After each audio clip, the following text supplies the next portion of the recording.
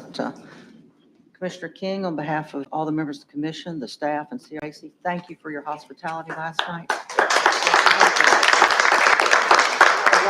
Secret card is no longer a secret. Well, what a lovely setting for a beautiful evening, too. The weather couldn't have been any better. Oh, it's nice. And your hospitality is greatly appreciated, so thank you very much. My pleasure. I'd like to thank all the staff and the attorneys yesterday. Everybody worked really hard. Everybody did a really good job. There were a lot of different presentations, some under more difficult circumstances than others. And I appreciate how well staff performs each and every meeting. Sometimes it's not always pleasant, but we appreciate all of you very much. So thank you.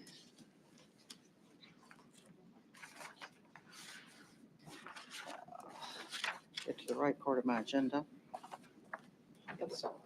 First up is public comment this morning. Anyone wishing to speak should come forward to the podium and state your name. I do have 2 people that have signed up. Keep your comments somewhere to 3 to 4 minutes if possible. First up, good morning, Mr. Paul. Thank you, Chairman.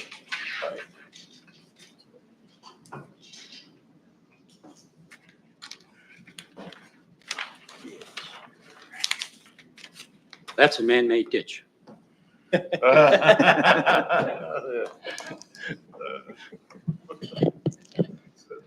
Thank you, Chairman Cahoon, Commissioners. My name is Nelson Paul. I wanted to come to the meeting today to share this photograph of what appears just to be an ordinary random ditch. If this photo was from, say, somewhere like Goldsboro, Fayetteville, or even Morehead City, this would be a very boring and uninteresting scene. This photograph, however, is of a ditch from the lower terraces of the North Carolina coastal plain. And this picture shows the 3 areas of environmental concern Daniel Gavoni mentioned yesterday, where the NC Division of Coastal Management is claiming jurisdictional authority. Let's go over that again. First, the division claims the ditch waters are navigable and CAMA Public Trust AEC. Second, the Public Trust AEC carries with it the Coastal Shoreline AEC that includes a mandatory 30-foot setback or prohibition area measured from both sides of the ditch. And third, the division is claiming the marsh growing in the ditch bottom is Coastal Wetlands AEC. NCDCM is claiming 3 areas of environmental concern in a man-made ditch dug entirely in high ground on private property. And these jurisdictional claims go for as far as you can see in the photo, thousands of feet up this ditch. But not just this ditch, but there are 10 other ditches here that are spaced 150 feet apart. As these CAMA AEC jurisdictional claims are applied, the jurisdictional picture takes on the look of a hay rake, in this case encompassing approximately 100 acres. I am fascinated that no one in NCDCM or with the commission has mentioned or given so much as a nod to the CAMA implementation clause spelled out in NCGS 113A-102A. The CAMA only has jurisdiction over natural shorelines. Shorelines created by ditches are not natural.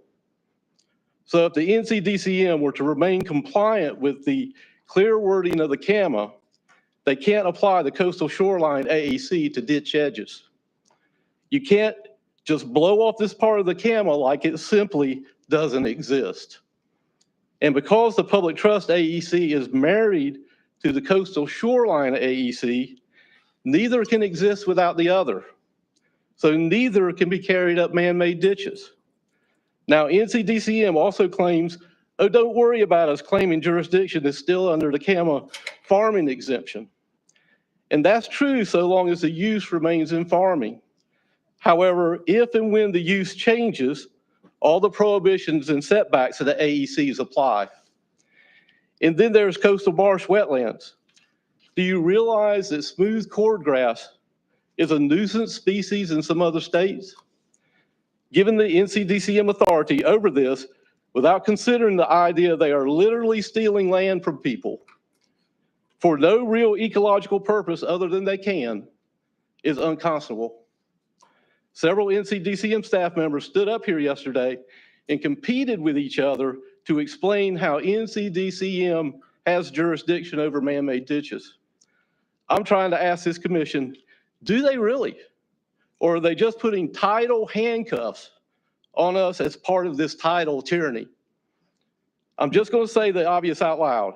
NCDCM manipulates this commission like nothing I've ever seen, and the regulated public is suffering for it. And that's why the legislature is having to get involved. Thank you. Thank you. Mike O'Brien.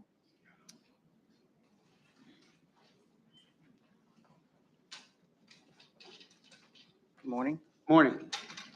My name is Michael O'Brien. I've been a resident of Nags Head for almost 38 years. I'm here to speak in support of Jockey's Ridge remaining an area of environmental concern. I worked for over 40 years in the lumber industry, 36 of those years here at Griggs Lumber Company and Kempsville Building Materials. When I heard that someone wanted to remove a certain designation of an area, it can only mean one thing. They want to build something there. I have been told that I speak from an emotional standpoint as opposed to factual. Well, here's a fact for you. Jockey's Ridge is the most visited state park in North Carolina.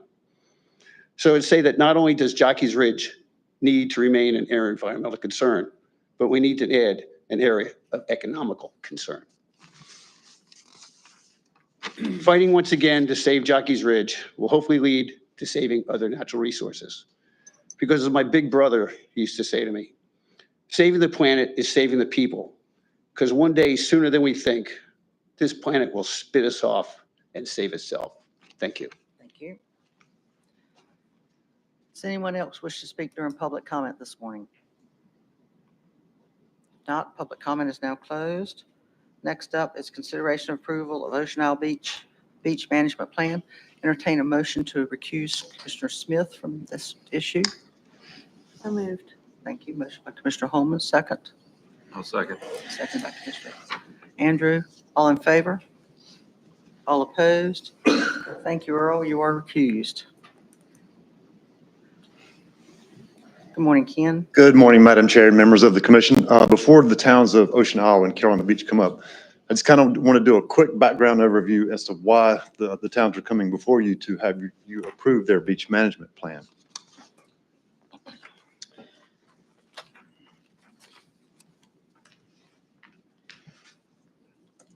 So as defined in your rule 07H0306, setbacks are calculated based on the erosion rate and also dependent on the size of structure and kind of commonly referred to as your graduated setbacks, where the minimum setback is 30 times the setback factor or 60 feet, and the maximum would be 180 feet or 90 times the erosion rate setback factor.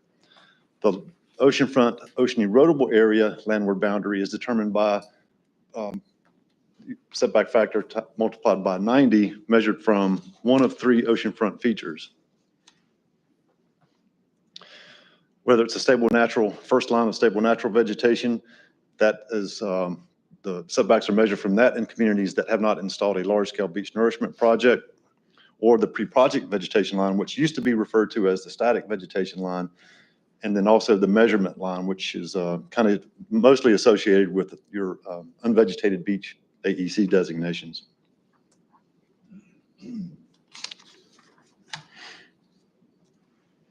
So currently, the primary erosion mitigation tool on the oceanfront is beach nourishment. So when a community plans a project and places more than 300,000 cubic yards, that creates the establishment of a pre-project vegetation line. And that line never expires, and setbacks are always measured from it or the vegetation, whichever is farther landward.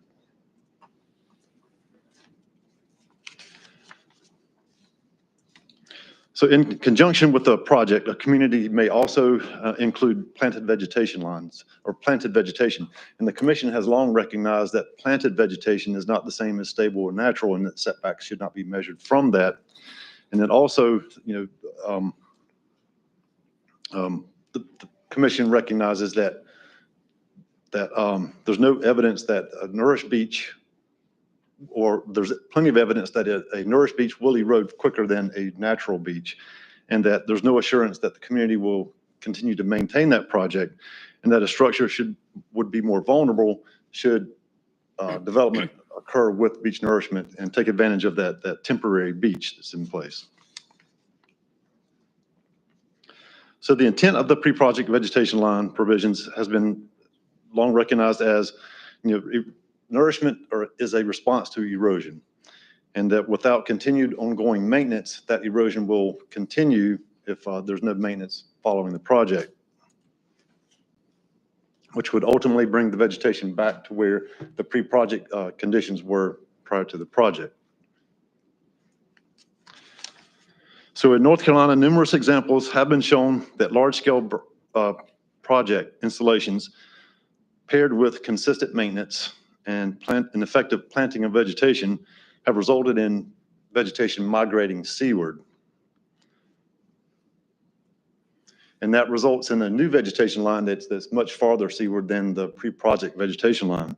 So between 2006 and 2009, towns were coming to the commission to ask the commission if there was any regulatory relief that could be in place as a result of them maintaining their beach, seeing a stable dune system continuing to grow, and with the migration of the new vegetation, because there were lots of examples where structures could not meet the setback from the pre-project line, but definitely could meet the setback from the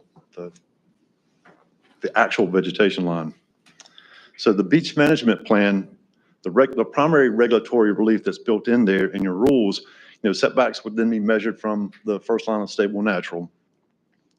Structures that were greater than 5,000 square feet only have to meet a minimum setback of 60 times the erosion rate setback factor, or 120 feet, the minimum. And your grandfathering rule that you have in place, which only apply to structures built before the graduated setback rules went into effect, and that was on August 11th of 2009. So if a community has a beach management plan, this applies to all structures. They can utilize the grandfathering provisions in your rules. So while having a beach management plan alone doesn't fix anything, it's imperative that those communities act on the plan. They implement those plans, and for the commission to offer that regulatory relief, the commission has taken on the responsibility of reviewing those plans and reviewing past projects and looking to make sure that the towns are committed to long-term management of their beach for a period of no less than 30 years. And so the commission is looking at what the town is actively doing, looking to see that the towns have identified the sand sources and the funding streams to kind of maintain those projects for a period of 30 years. And what's different from the old static line exception rules is that the towns also have to provide public comments to present to the commission just for your consideration too. So approval of the beach management plan, the commission considers all these things, and based on staff's review of those plans, we see that the towns have included everything that the commission is requiring, but that each town will come up and summarize their beach management plan, but staff will be asking the commission to approve both the towns' plans. So we'll have Ocean Isle come up first, and then town of Carolina Beach will follow. So. Thank you, Ken. Morning, Justin. Good morning, Madam Chair, members of the commission. I can really sum it up. We've spent a lot of money. We're going to continue to spend a lot of money nourishing this beach and protecting it. So if you have any questions, so again, I'm Justin Whiteside with the town of Ocean Isle. Thank you for having me this morning, and thank you for Ken for working through this with me. I guess I'm doing this the right way. So this is, I guess, our fourth renewal. We started with a static line exception in 09 or 2010 and got it renewed subsequently every 5 years. So this is our first beach management plan approval. So kind of going through what Ken said, I'm going to outline the history of our projects, show you where our borrow area is, give you our financial resources, and review our public comments. So we do have a federal 50-year beach nourishment project that was authorized for the Brunswick County beaches in 1966. And ignore that second bullet there. It wasn't supposed to go in, but that's my fault. So in 1966, no beach in Brunswick County had any money. So it took us until 2001 to get our first project in Ocean Isle Beach. And with our federal contract it's every 3 years, but it's based on need. I mean, there's a lot that goes into this. It's based on need, based on dredge availability, based on money being in the president's budget, based on the dredge that can do it during the time frame. I mean, it's not an every 3 year and they're putting sand out there. That's hard for people to understand. So our authorization extends through 2051, but the town does plan to extend that project. Did I miss a slide? Sorry. And I'll go through some of the dates. So the initial project, you can see, was in 2001. It was almost 2 million cubic yards. And then there's been five subsequent nourishment projects since then. In 2022, the town completed our terminal growing project, which included a 750-foot rubble mound structure with a 300-foot anchorage sheet pile section. I think most of y'all visited that a couple of years ago when we had the meeting down there. It also included 3,214 foot long accretion fillet with another 272,000 cubic yards of fill that went in with it. And we're still having to monitor that as per state law. One of the things that got mentioned yesterday during our variance was the town just installed an East End, what we call the East End Dune project. It was about 3,500 linear feet of dune that started down near the groin and went west. We also obtained a grant from the Coastal Storm Damage Mitigation Fund to help with that project. They paid for 50% of the cost. That went from, it was 10-foot wide berm, elevations 11.5 to 12.5 feet. It is going to include the installation of sand fencing and beach planting. That stuff, that should have started already. Some of the beach plantings will wait until the winter, depending on the type of the plant species. So that's going to continue for a little bit. This was from an upland sand source in Brunswick County. So all this was trucked and hauled in. We tried to work with the Corps, who was doing a waterway project, and unfortunately they didn't make it to the inlet in time. So we kind of forced our hand to move forward with a truck and haul project, which was more expensive. But however, we wanted to make sure we got it done. The beneficial placement, I just mentioned that briefly. So the Corps, does a lot of that when it goes to waterway maintenance or the inlet crossing there at Shallotte Inlet. So this is just summing up some of the projects since 2016. You're getting about, the last one in February of 23 was 72,000 cubic yards. It's never a lot of sand, but it's something, especially before we had the groin and the associated fill with that. The residents on the east end of the island really look forward to getting that sand. And like I said, unfortunately this year we didn't get it. The next page, our next slide shows kind of the area where that's normally placed. It was always placed, or a lot of times placed, outside the project area to the east. And you can see in the photo, I don't know if you guys can see, but it's east of the groin. The compatible sediment that was identified by the Corps, it's in Shallotte Inlet, and it does comply with 15A NCAC 07H 0312 standards.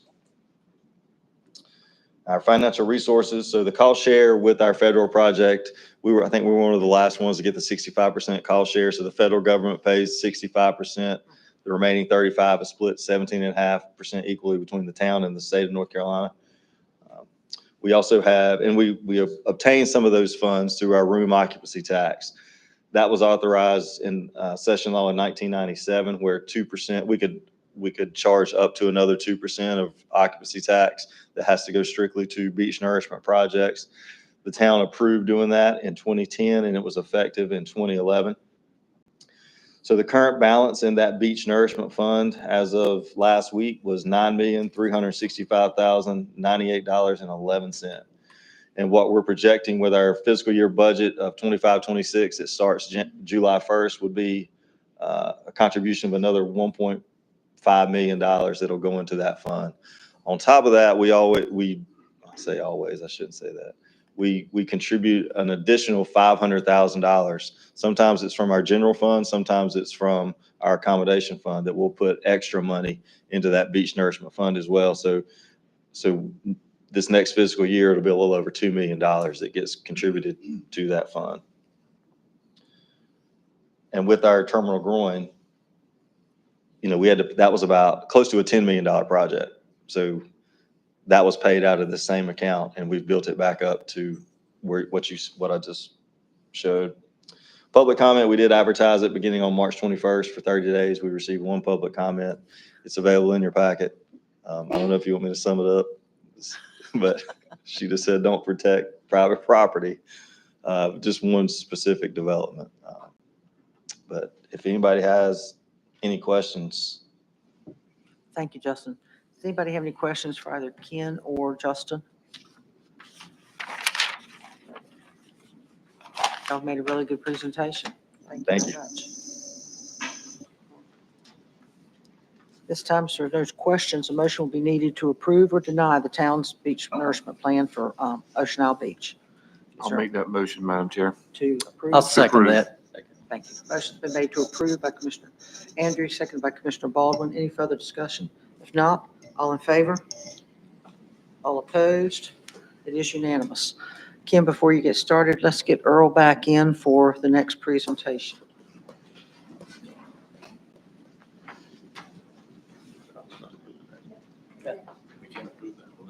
No.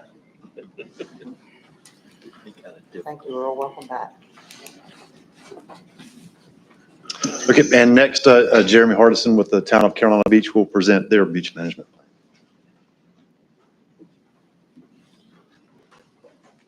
Good morning. How are you? Good morning. Thank you, Madam Chair, Commission, for having me. I'm Jeremy Hardison. I'm the Community Development Director for the Town of Carolina Beach. Also been a CAMA LPO for 22 years. And I'd like to just thank the opportunity that the commission has given the town to be able to request for a beach management plan. And I will discuss the criteria that is laid out within the requirements for the beach management plan, starting off with kind of a historic perspective of projects and what the town of Carolina Beach has done to manage the beach and erosion. The town was incorporated in 1925, and pretty much from 1925 to 62 for oceanfront development, there wasn't much regulations. There wasn't any type of berm. There was no clear direction on the placement of structures. And there wasn't, until the early 50s, there wasn't much change as far as the shoreline from when development started to occur. There was a couple things that did happen in that time. One was with private interest group was the opening of the Carolina Beach Inlet. It's called Carolina Beach Inlet, but it's actually a mile and a half from the town limit line. Inlets can be they can be a resource and also a curse. When that occurred, we did started to see within the mid 50s and the late 50s, erosion increase to some of the private homes. And then along came Hurricane Hazel, which really opened people's eyes. It says, okay, we may need to think about how a little bit more forethought placement of these structures and what we could help to mitigate. Because prior to that, there hasn't really been a hurricane for North Carolina, except I think 1933, there was one that brushed up against the Outer Banks. So with that, it kind of left the inlet left Carolina Beach a little bit more vulnerable for storms, and the non-hurricane events started to see a lot more flooding and impacting homes. The town then started to champion got behind the 1962 Flood Control Act, because what this came along with it was funding and authorization for a beach build project. And that is when the town of Carolina Beach entered into the first project. And then we knew also we wanted to create a Carolina Beach building line. It was essentially a build to line up to where you could have your structures for the oceanfront development. And then the actual berm was completed in 1964 with a nourishment project. So we had a first vegetation berm created. the pictures there, it's kind of, you can see there's one of the north end area by the pier, which receives, is closest to the inlet and receives the closest or the most erosion rates.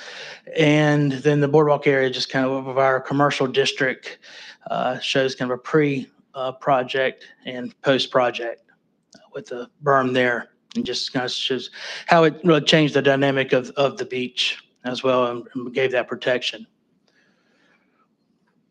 But with the vegetated berm, the town did see some increased erosion.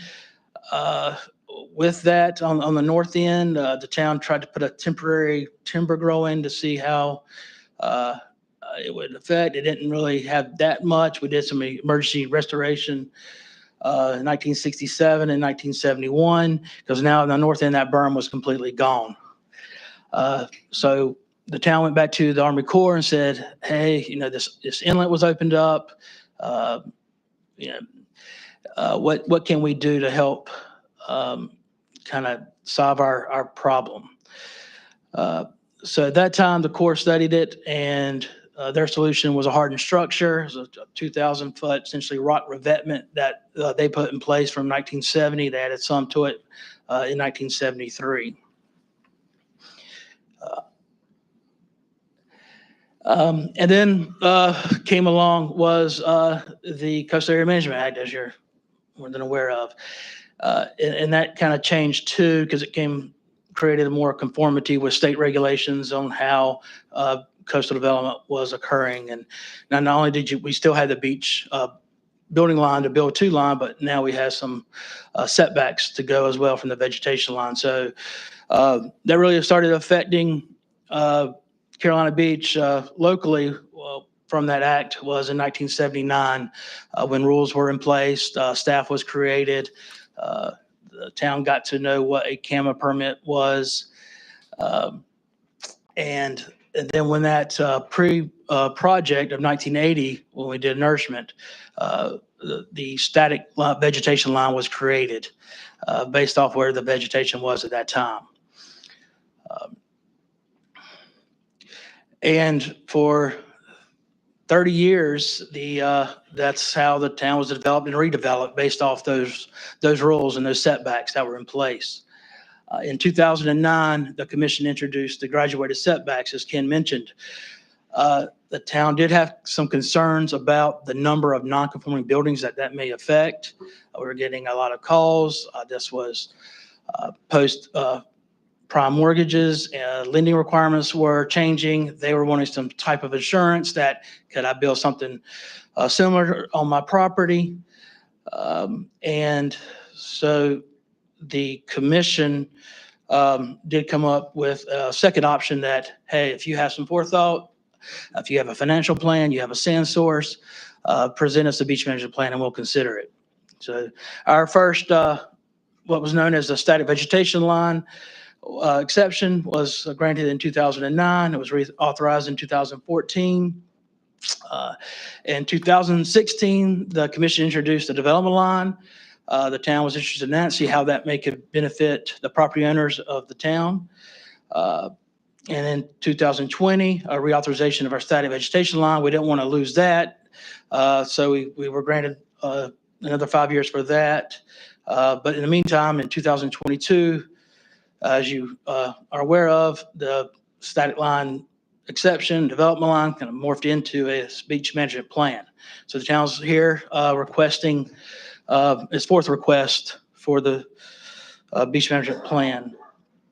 Just give you a project scope for the shoreline. It's the 2,000 there's two design templates that I want to bring out. One is for the rock revetment. One is the rest of the dune vegetated beach.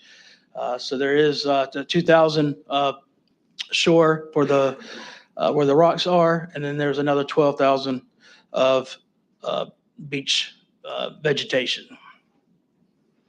The design template for the rock revetment calls for 130 feet of sand placed from the rocks to the high water line, that's about a half a football field. So after nourishment, you can definitely, it's quite a sight. For the vegetation beach, it's a 25 berm with elevation of 12 and a half and a 55-foot wide berm at elevation of 9.5 feet. The primary borrow source is Carolina Beach Inlet. We also have another backup, is a offshore that is starts off a half mile to 2.5 miles with a surface area of over 1,000 acres. With the borrow pit A, this is our go-to that we have used this source since 1967. As the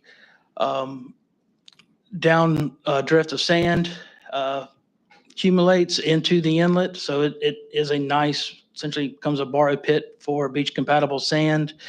The nourishment requires 800,000 cubic yards of sand. This area has a recharge rate of 3,000 cubic yards per year. It's currently was surveyed, the last well, and it had the numbers in 2024.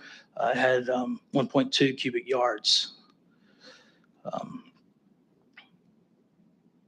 Borrow area B, it's determined suitable material throughout the borrow area, and it has approximately 9.7 million cubic yards there, if in case we needed that to go offshore.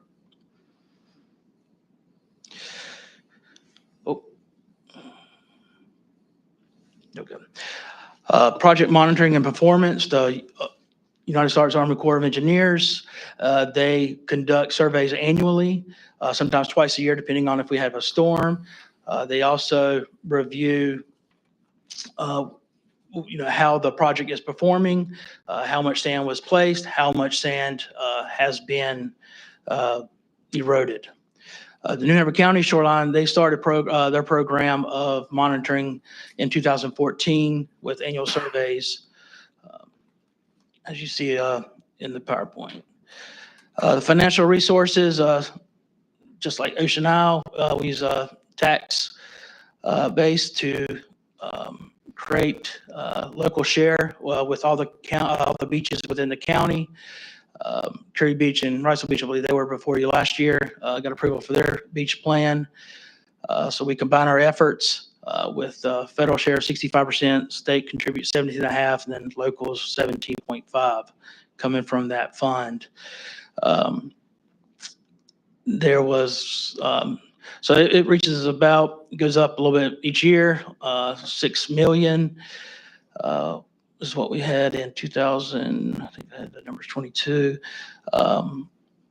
But it was 3.6.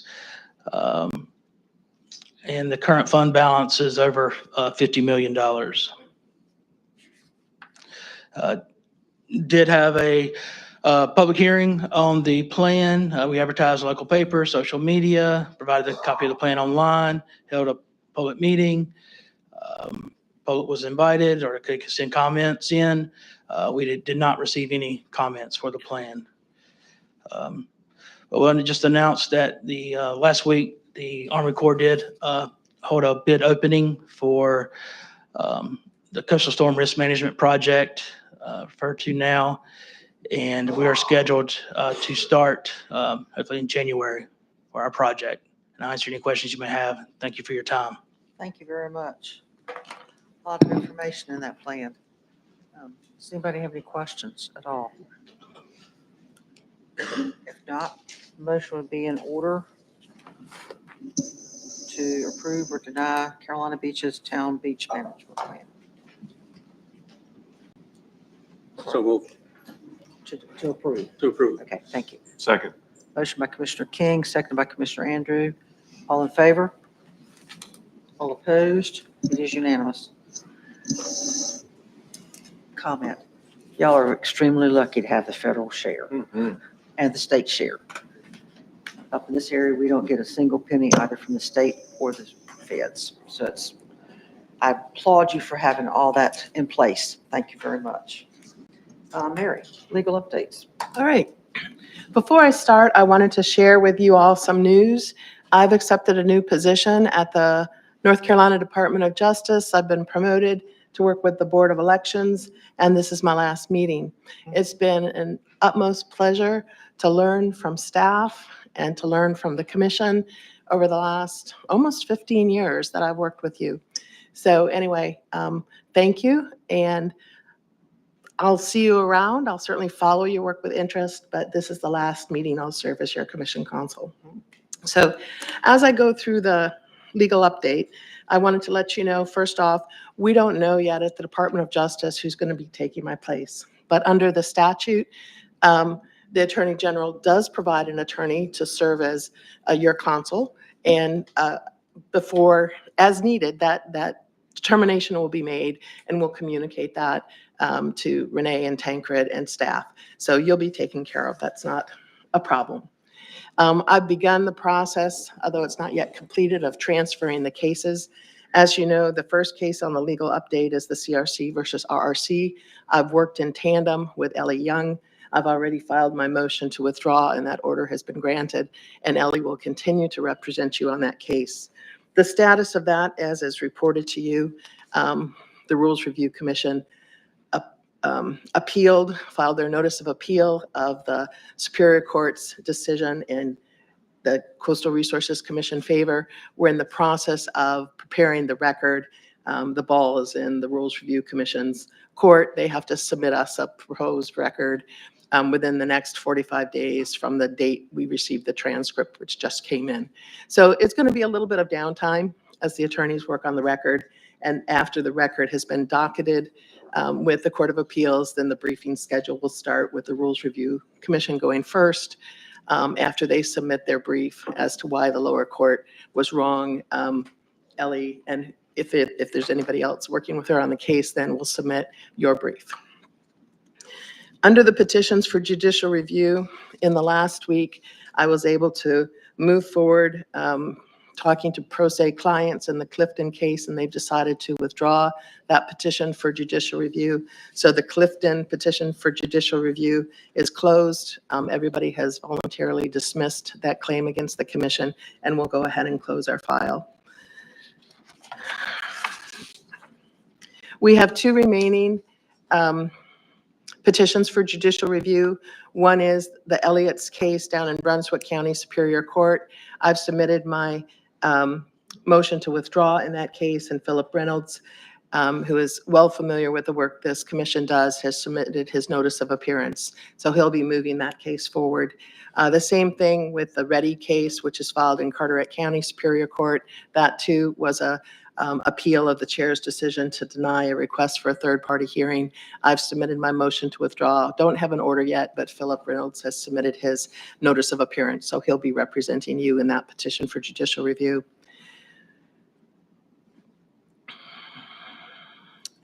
The variances that you heard today or yesterday, those final agency decisions will be drafted and sent out before I transition out. I have support from Sarah Zambon in our office to draft those, and I'll be working with her and the chair to finalize those variance final agency decisions. I don't expect any appeals to result from those because they were both granted by you all, but it'll just, anybody who disagrees with the language in those final agency decisions would have an option 30 days to file a petition for judicial review. In the third-party contested case hearings, as I noted in the update, the Stafford third party did not appeal the chair's decision to deny the request, so that case is closed. We have an ongoing third-party hearing request from Mr. Griswold, and that decision is due from the chair May 4. Once again, I'm working with Sarah Zambon, and she's taking the lead in finishing that out, and that will be issued in a timely fashion. I've closed my file on rulemaking. I've closed my file on the petition for declaratory ruling. Mr. Paul, who spoke to you earlier today, didn't appeal either of those decisions by the chair, so that closes out.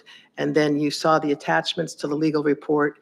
Some of the things that you had asked me to work with the chair on at our last meeting was the letters of support for BEMP. Those went out, they went to the legislature. We had our final agency decision on the Bald Head Island variance that went out. You saw the filings for the notice of appeal in CRC and then the denial for the declaratory ruling. If there's any questions that you have on this report, I'd be glad to answer it.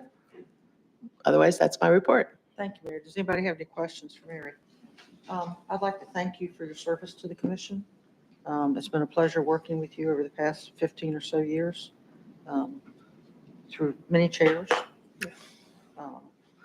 But anyway, you've done a great job for us, and we will miss you. We wish you all the best in your new role at the Board of Elections. Thank you. That should be interesting and challenging as well. But we look forward to a new attorney. But thank you very much for all your hard work and dedication to us. You've done a really good job. Thank you.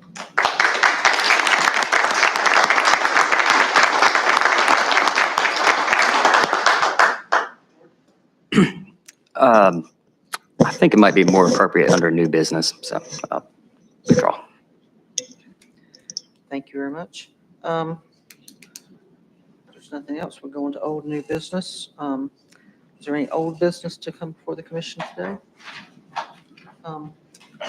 New business, we will be having a one-day meeting, probably sometime June 11th or 12th, one of those days. I heard very clearly the budgetary concerns yesterday. So it will be a one-day meeting, and chances are it will be in New Bern, since that's pretty central to everybody getting there. So we'll let everybody know as that moves forward. New business? Jordan, did you have something? I'll start off by reiterating what you said, is thank Mary for her service to the commission, the state, and the folks that on the coast. As most of you know, her and I and the chair have been in dialogue on a few issues, and one is the particulars of this lawsuit against the Rules Review Commission. And myself and a couple others were appointed after that lawsuit was filed. So I was trying to get some more particulars on the basis of the lawsuit, when it was initiated, what was the formal complaint against the Rules Review Commission. And it just, I kept getting stonewalled on getting information, and ended up getting some information, but the crux of the issue here is that there was never a formal motion made, never a formal second made, or a formal vote to file a lawsuit against the Rules Review Commission. And of something of that significance, I think should have had a vote of this full commission to file suit against another state agency. I think it's wrong, wrong-headed to file a lawsuit against another state agency that you have to continue to work with on your 400 some other rules throughout a 10-year period, and think that you're going to have a relationship that's going to be successful. And we've run into problems with our notices, where we went through a process last year on 30 some rules to put them out, and they got rejected because we didn't have a proper list to notify the public of. And the people that are suffering from this are the ones that rely on these rules every day to protect Jockey's Ridge and other matters. So I think we need to wrap up this lawsuit, withdraw our lawsuit, and I make a formal motion that we direct the council and future council to go ahead and withdraw that lawsuit. Motion on the floor, is there a second? I'll second that motion. Discussion? Bob? I don't know. I can't point to a vote we took or didn't take, Oh. but we're not the one that picked on the Rules Review Commission. We didn't start that fight, and we've been defending ourselves. So I would speak in opposition to the motion. Just a minute, other people have, other people don't speak. Mary? I would point out that I have responded to Commissioner Hennessy's multiple requests and have not stonewalled him. In addition, I have provided him with the public record of this commission's actions to authorize me to bring the case, including the minutes from the November 17, 2022 meeting in which this commission went into closed session and gave me direction to proceed with negotiations with the Rules Review Commission, and if that failed, up to and including seeking judicial review of their action. This authorization was reaffirmed in February and November 2023, and I provided those minutes to Commissioner Hennessy. And then, as you know, information has been given about the lawsuit at every single legal update that we've had since then. I've kept you advised, and this commission has continued to be aware of and approve the steps that council has taken with that litigation from the beginning. Thank you. Lauren? We certainly didn't pick the fight with RRC. DCM staff repeatedly tried to work with that commission to resolve their nitpicking issues over and over again. We were stonewalled.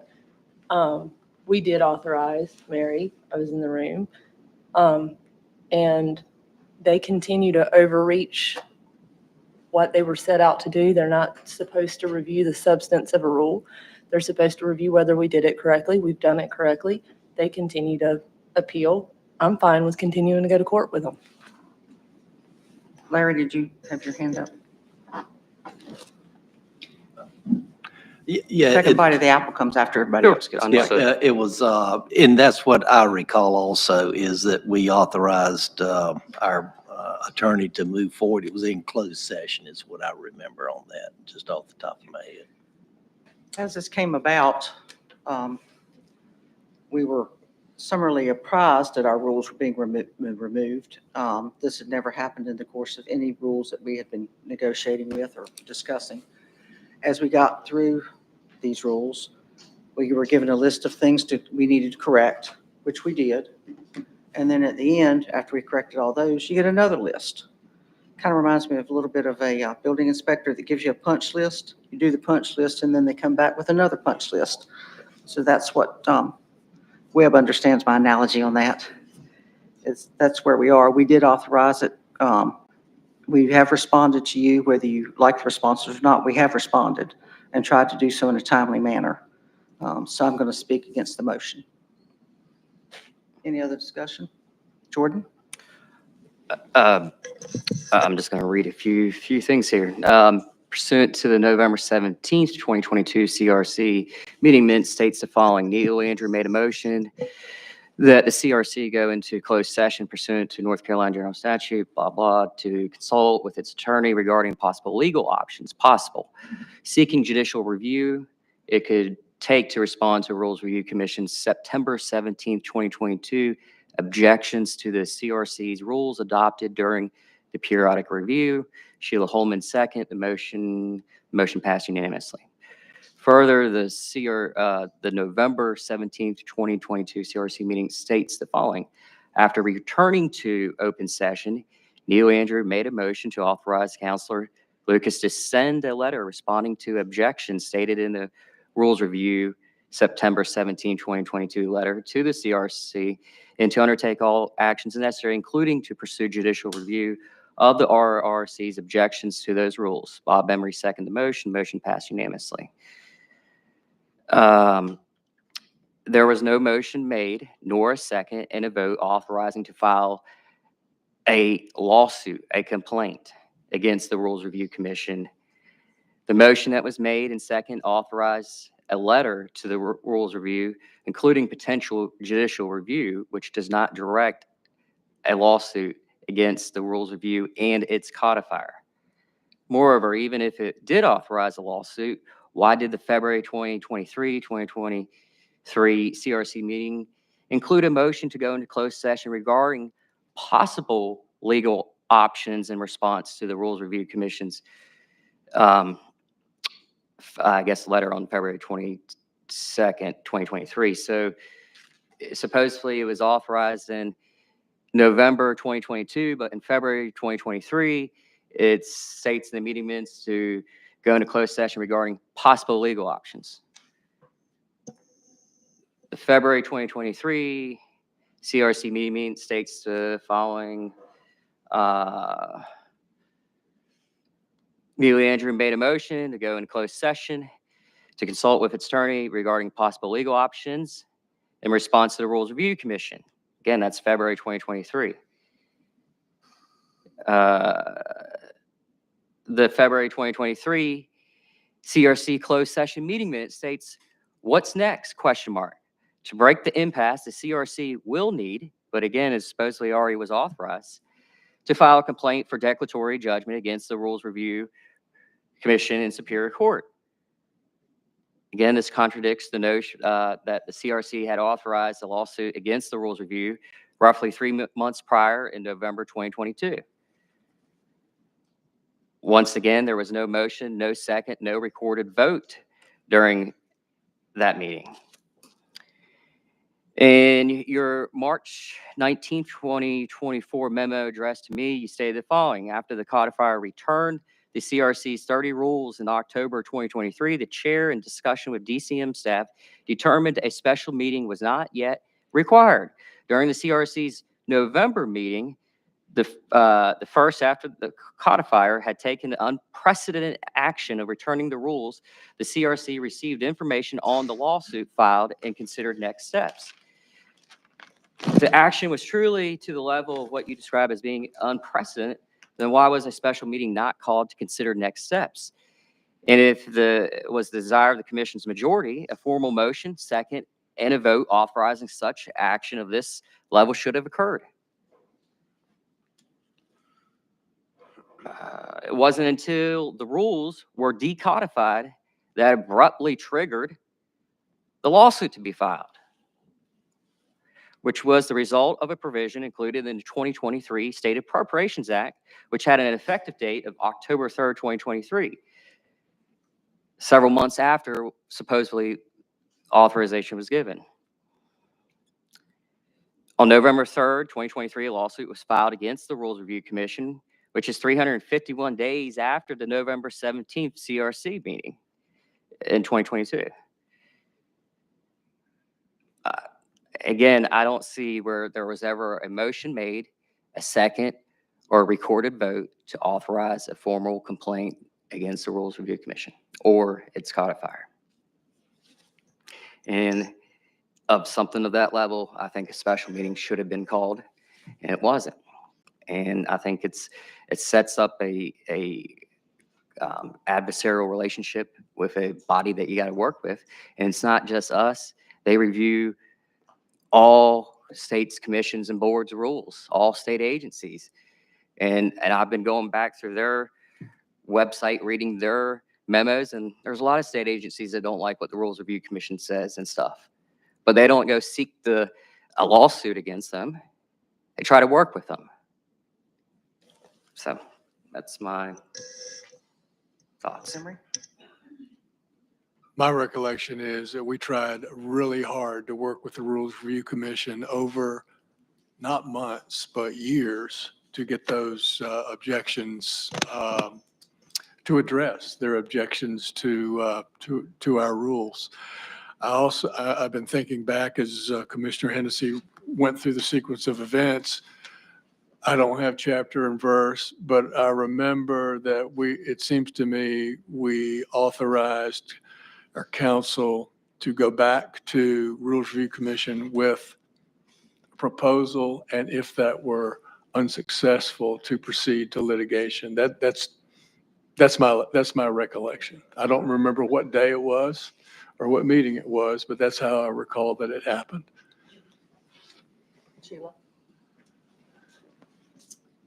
Thank you, Madam Chair. I would echo Bob's comments, and the reality is that we continue to consult with our attorney as she worked very hard to resolve issues with the RRC.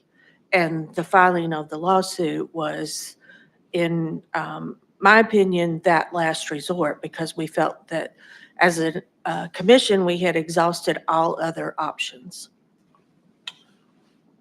Neil? I have the same recollection as the last two speakers, Madam Chair. To try to summarize what we've gone through with the Rules Review Commission over the last 3-4 years in a 5-minute speech would be impossible. I support what we did back then as far as trying to work with the Rules Review Commission and giving instructions to our council that if we can't reach a reasonable solution with them, then we would pursue legal action. I support that effort then, and I support that same effort now. Robbie? I don't have any legal jargon. And I can't recall anything because I wasn't even in here in November of 22. So I do look at the minutes and I think that's almost irrelevant at this point. It's not that it's not important, but I do believe, don't we have a new codifier on staff there now? Yes. As far as I know, yes. I guess I have made mistakes in the past and recognized them. And so maybe I shouldn't have done that. And I think as a commission, I'm not saying that the lawsuit wasn't appropriate at that time, but my question is it working? Are we getting the cooperation we're asking for? Nothing against Mary. I got no problems with all that. By the way, congratulations on your promotion, Mary. Thanks. One of the reasons this came about was we had been working on the rules for a long time, and all of a sudden there was an insertion of a provision in state budget bill that allowed the codifier to withdraw the rules. That was unprecedented, and that's how basically all of it started. The rules just disappeared from existence. I'm not through yet. So that was pretty unprecedented on their part, or the state's part, which is great, but it did not help us get our rules back and have, I forget how many rules it was, 30 or more at that time, disappear from existence that could not be used anymore. That made a major impact. It made a major impact on the people that we serve in the state of North Carolina and the 20 coastal counties. So this was a decision that was not taken lightly. It was not taken unadvisedly. And it was taken in response to basically the disappearance of rules. I'm happy that Superior Court judge has ordered the rules back. Of course, there's an appeal, but that's how we arrived at this point. So Jordan. So to address that, if it's something that you don't like, that we have to go through a Rules Review Commission, take it up with the state legislature. It's by law that we have to go through the rules review process. If you don't like it, ask the legislature to change the law. But and to the point of that, the legislature's had to appropriate $250,000 to the Rules Review Commission to defend its lawsuit against us. And I think that's wrong. Another point. After the rules were decodified, as you had pointed out, that's when the lawsuit was filed, which, I mean, if the authorization for the lawsuit was in November of 2022, why did it take 350 days to go file a lawsuit? As you pointed out, it wasn't until after the law changed on October 3rd, 2023, which appears to trigger the need to, or what was perceived as the need to go to a lawsuit. The law changed. It wasn't an apples to apples comparison to authorize the lawsuit in November of 2022. Lauren? I think that you are providing the evidence that we tried everything else. That's why it took 300 and something days before the lawsuit was filed, because we tried everything else over and over and over again. And then the rules disappeared overnight, and the people of North Carolina were just left in a vacuum. And it's important not to leave people in a vacuum, not knowing how to operate when things are being built that cost millions of dollars. So we fought to maintain the rules in the code while we worked it out with RRC, which for however many years was how it was done. If you couldn't agree with RRC, you asked for your rules back and you kept working on it until you could agree. And then you went through. The law changed that. They took it out overnight. So we sought relief for the people of North Carolina so that they would know what rules were in play and not lose rules overnight.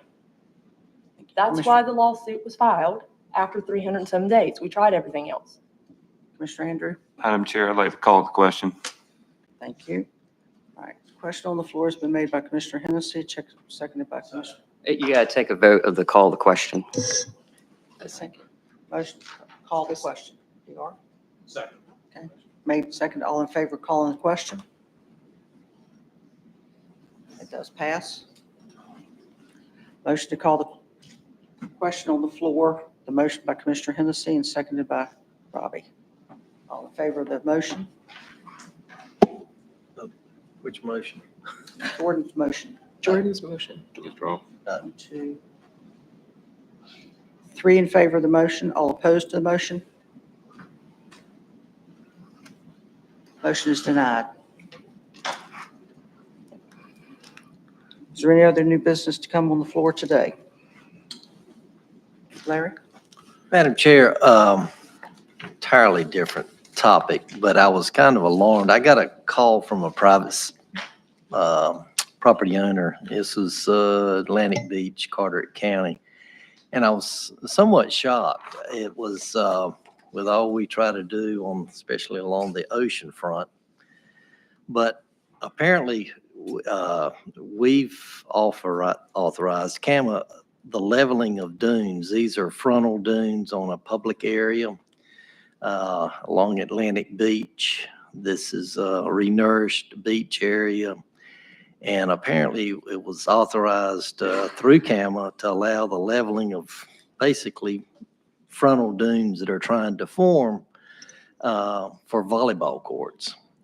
And I found that kind of shocking, and I printed out aerials and stuff trying to look at it. But this one public area, it is totally devoid of vegetation. It's been leveled. Elevations on each adjacent side outside the public area go from 0 feet to 16 foot of elevation. And in this leveled area, you go to 0 to 7 foot of elevation. And it doesn't seem to me, and I brought this up on the new business. I didn't know where else to bring it, but it didn't seem like that these type of actions that really support our efforts to make coastal areas more resilient, to denude, no vegetation level areas that are trying to build frontal dunes. But I just like if there's anything from CAMA or staff or CRC as far as this is concerned, but it was very much a concern of a private property owner to say, well, could I do that on my property to level dunes in front of my beachfront area? But if there's any comments, but it doesn't seem to be in gist with our rules to allow this type of action. Thank you for bringing it forward. Yeah. Tankard, do you know anything about this? Thank you, Commissioner. Yeah, this area is at the Circle in Atlantic Yep, Beach. that's it. Yeah, very, very popular, number one, I think, beach access recreational spot in that area. I know in the past they've done work to maintain both a frontal dune system as well as behind that have volleyball courts and other sorts of amenities for the public. So I can look into see exactly what the most recent action has been, but I know in the past they've had sand blow up against that seawall, the old seawall, and they've asked to just redistribute that sand so it's not coming over onto the boardwalk, et cetera. So I'll look into it and see exactly what's been done.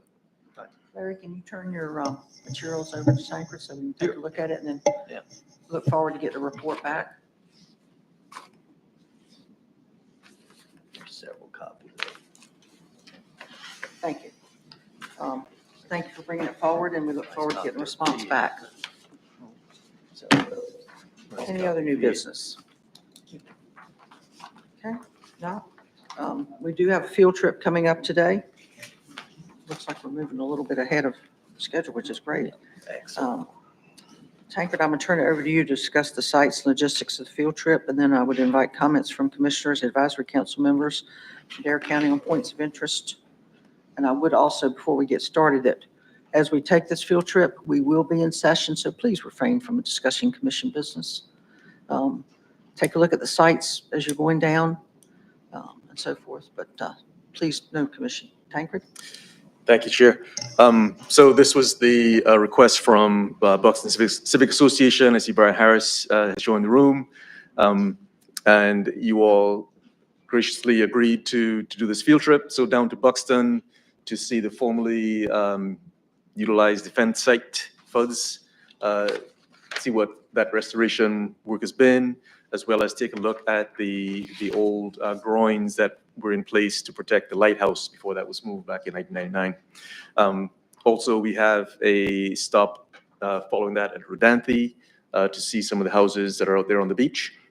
We'll be joined in both places by Superintendent Halleck from the Park Service. He will help lead that tour along with Brian, and then I think there's someone else that might be there to give some additional context. So that's sort of the gist of it. We'll be taking off at 1 o'clock from this location. We'll have about an hour ride down to Buxton, and then I think about 45 minutes at Buxton, and then up to Rodanthe, and then we'll adjourn at some point in the field. And I don't know if there's commissioners or advisory council members that have points of interest that you all want to highlight, or maybe if Brian has some other things that he wants to mention before we start. I do know that John Hooper will be down at Buxton. He's a resident of Buxton. He is familiar with the groins as well. Good morning, everybody. Yeah. Sorry I was a little late getting here, public comments. I wanted to come and actually just, thank you guys for the attention. Thank you for coming down here. Wendy's actually with me too at the Buxton Civic Association. I talked to Bobby. Phones are down on Hatteras today, so I have not been able to get a hold of Mr. David today. But Wendy and I just, I think you need to spend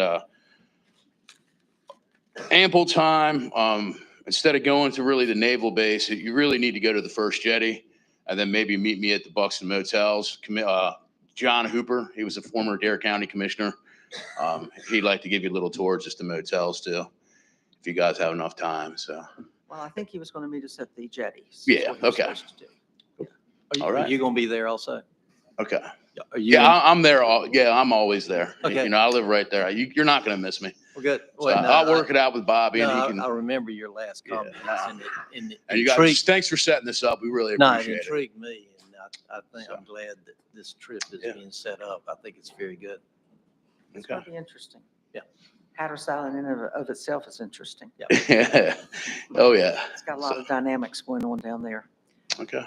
But You, no, you thank can you can only see so much on a PowerPoint or on a slide. No, and You're not- seeing it in real time, just actually being there puts everything into perspective. It's, unfortunately, Hatteras is on the news a lot the last 20 years with erosion. So it's, you got to be there firsthand to experience it. So thank you guys. Thank you. Bobby, do you have anything to add? No, we'll have the van out here at 12:30. Okay. All right.